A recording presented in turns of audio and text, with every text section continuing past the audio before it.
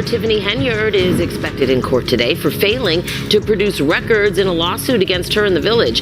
It is over documents she has not handed over as part of a Freedom of Information Act request. A judge previously said Henyard could be fined $1,000 a day if she doesn't give the documents to the plaintiff's lawyer. If Henyard doesn't show up to court today, she could be thrown in jail.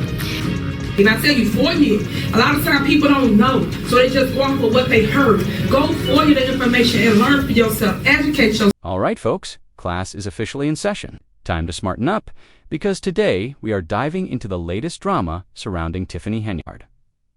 I am here to walk you through the freshest updates, and trust me, this is not your usual boring politics. Again, the first African-American female mayor here in the village of Dalton, making history. Tiffany Henyard is doing what she always does, whatever she wants. No surprise there. Tensions are high, things are spiraling, and she is blatantly ignoring the rules. It really does not matter who lays down the law. Tiffany simply refuses to play by it. Honestly, I would not bet on her following directions, even if her life depended on it. In case you are not following, yes, she is once again being dragged to court for refusing to turn over documents connected to a FOIA request. Now, sure, lawsuits are basically her side hustle at this point. But for anyone unfamiliar, FOIA means Freedom of Information Act, a federal law that gives regular people access to government records. It is meant to promote transparency and hold public officials accountable. But transparency, that is the last thing Tiffany wants tied to her name. She dodges FOIA requests like it is a professional sport. And this is not her first rodeo. Back in 2022, she was already sued by WGN for doing the same thing. View. Sources confirm that federal investigators were closely monitoring the broadcast gathering intelligence in real time as she continued to speak. WGN is suing the Village of Dalton for refusing to follow open records laws and release spending records. Last year, WGN Investigates sent Dalton an open records request seeking copies of the agency's credit card statements as well as records relating to Mayor Henyard's compensation and the cost of her taxpayer-funded vehicle. But Dalton has declined to release the documents. After WGN Investigates appealed, Illinois Attorney General Kwame Raoul's office ordered Dalton to release the records by mid-March. But that deadline came and... Like I said, this woman genuinely does not care. But this time, the heat is coming from Edgar County watchdogs. Her total silence, no email replies, no acknowledgement of the FOIA request has landed her in even deeper legal trouble. So let us unpack this. Tiffany Henyard versus Edgar County watchdogs.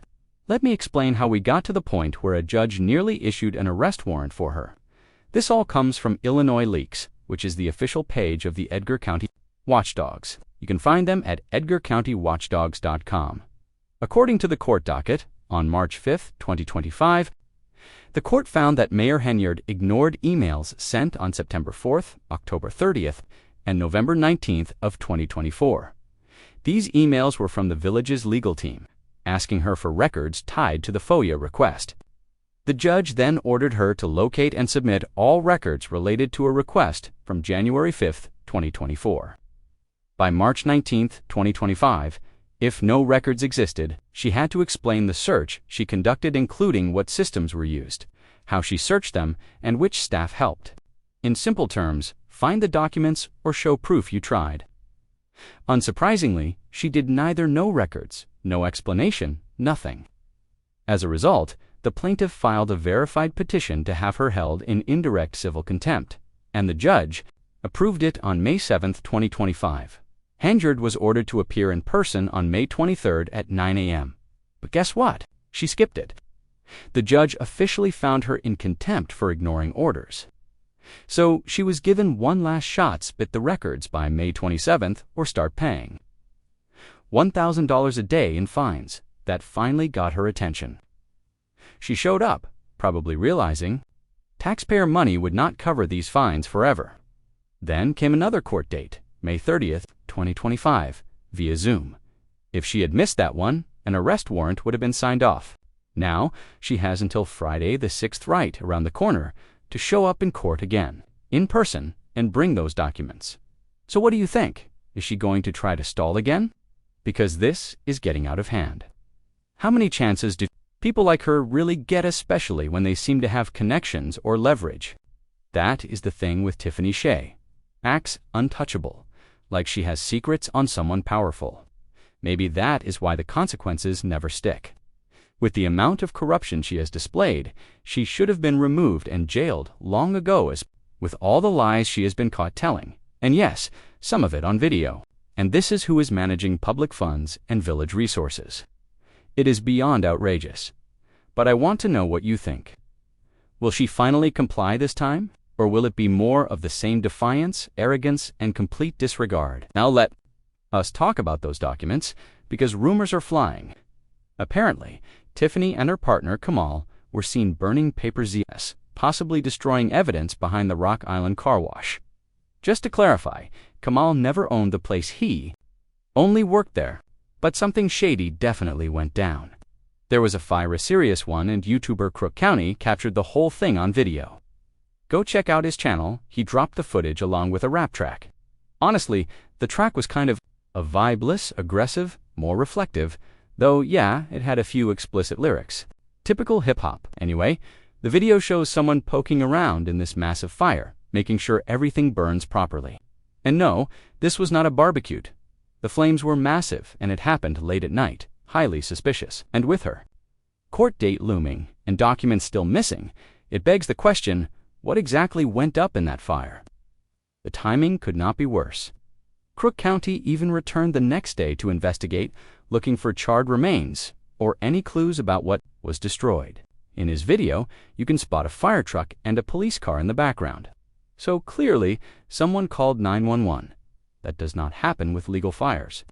When he checked the barrel where the fire had been, it was obvious that something had been torched inside. So now, I ask, were we overreacting?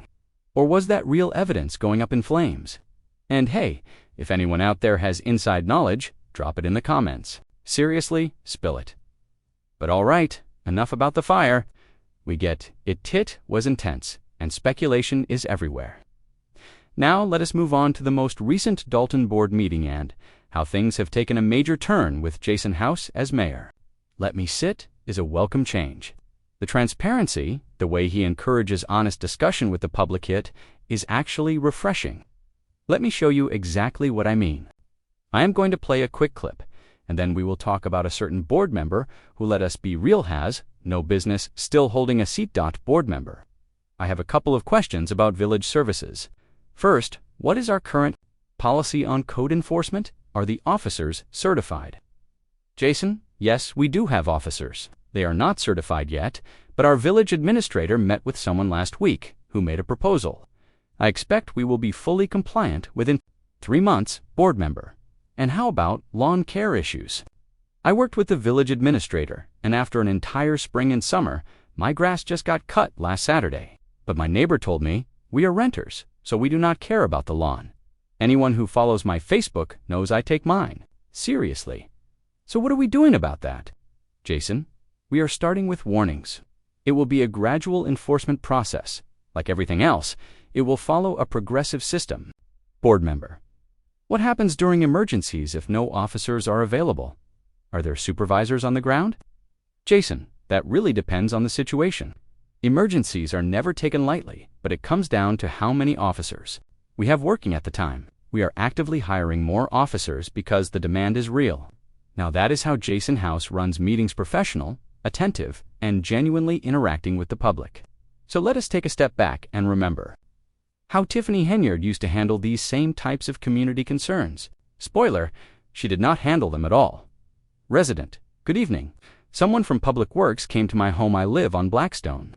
They said there is an area between my backyard and the neighboring property that is overgrown and damaging my fence.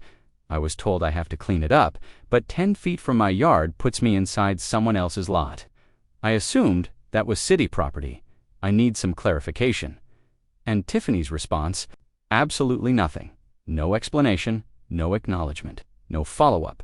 She just flat out ignored it. Honestly, she might as well have said, I do not care about your overgrown fence line. Next, because that was exactly the attitude she gave. She shut down any chance of actual conversation, even blocked trustees from responding. But the next resident, she came in ready, Let us roll that footage. Resident, we attend these meetings because we cannot get answers any other way. Public funds are being used, but there are no festivals, no upgrades, nothing we can see. We pay for services workers, water, emergency response. So when does Thornton Township plan on refunding us? That is our tax money, our budget. Do you even know how much of a reserve exists? You better check, because somebody owes us some answers. And those events held on Greenwood. You were supposed to compensate the village for using that space. Did you request a permit? Did you consult the trustees for a vote? No, so if you want to discuss this later, I will be right here. And once again, said nothing. That woman called her out directly. Calm, composed, but no nonsense. She basically said, I will check you respectfully, but thoroughly. And you know what? If Tiffany had listened to more people like her earlier on, maybe she would not be the walking controversy she is today. Then again, maybe she did listen, she just never cared. The difference between Jason House's respectful approach and Tiffany's complete disregard is night and day. Take a look at these two local business owners who showed up to a board meeting. One chance they had to speak since Tiffany kept canceling them. Business owner, good evening. We coned the Dalton Citgo. Our license has been pending for nearly 6 months. We submitted everything back in April and have heard nothing. Can someone please explain what is going on? Now someone might try to argue, maybe Tiffany replied, but the microphone did not catch it. Nope, that was not the issue. In every meeting, the only mic that worked, without fail, was Tiffany Henyard's. The residents, their mics always seemed to cut out Tiffany's mic.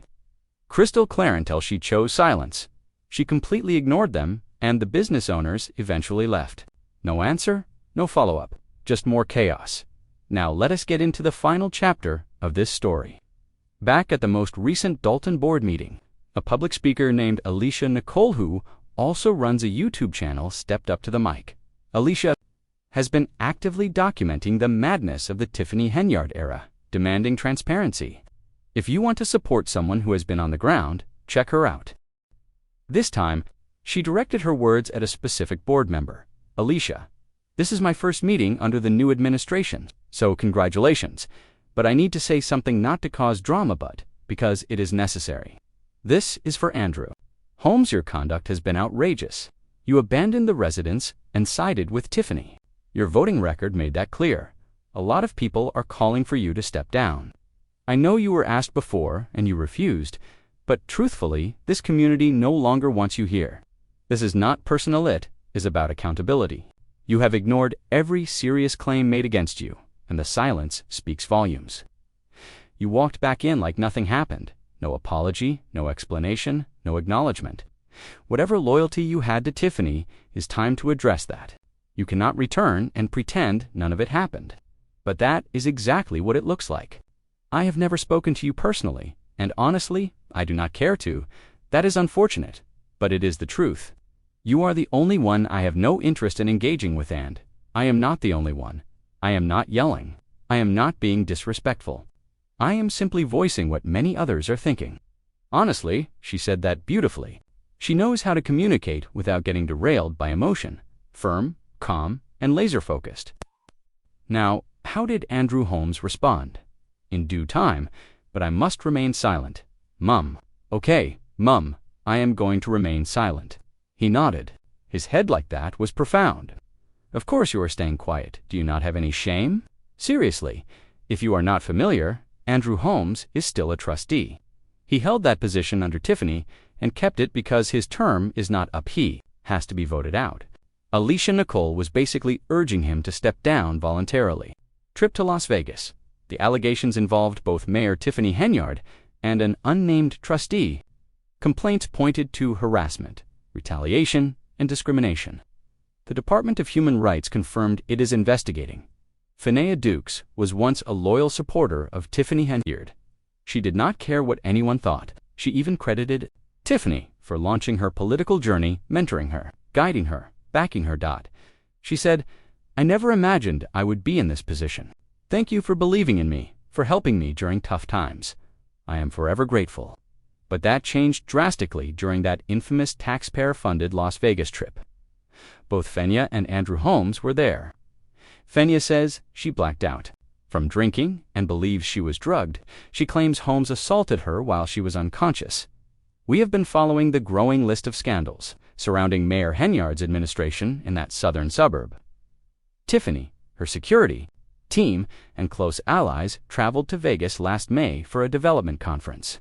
Now, a Dalton police officer assigned to the mayor's security detail says he was demoted after disclosing that the trustee bragged about the incident. On FaceTime, Henyard said she reported the assault to Tiffany and was then put on leave and eventually fired. When asked if she once saw Tiffany as a mentor, she said, "Absolutely. She called me her mini-me. I hate that title now, but back then she empowered me. She told me I could be mayor one day." But when Henyard came forward, she said Tiffany just gave her a look like, "Yeah, I already know." But why are you saying this out loud? That look said it all, like Tiffany was more worried about damage control than justice. Even after all of that, Andrew Holmes never gave a statement. Tiffany simply brushed Henyard off as a bitter ex-employee.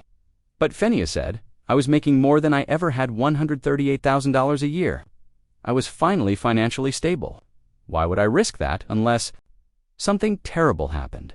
He always backed Tiffany, voted exactly how she wanted, like a puppet. Anyone want to amend this motion? Go ahead. Yeah, I move to amend this motion. Cold air is cold. Yes, he really said that. Then he would start to guilt the other trustees into voting Tiffany's way. Think about your grandma. I want to change this motion so we can move forward. And also, judges and outsiders should not be running Dalton. There was an election. She won. We need to stop the finger pointing. If you are pointing fingers, point them at yourself. We need progress, not slavery days where people had no roofs. I had to hit pause. Trustee Ed Steve's face said it all. He was thinking, what is this man even talking about? It was completely off topic, but that is classic Andrew Holmes. When he opened his mouth, it was either preaching or pushing Tiffany's talking points. He would bring up Malcolm X, Dr. King, and civil rights, but we are in Dalton. Most residents are already black. This is not a race issue. It is an ethics issue. The trustees are trying to stop Tiffany's reckless spending. That wraps it up for now. Hopefully this gave you a solid breakdown of Tiffany Henyard's latest drama. Let us see what happens on Friday, whether she shows up in court or not. Until then, I am signing off. And if you are new here, hit subscribe.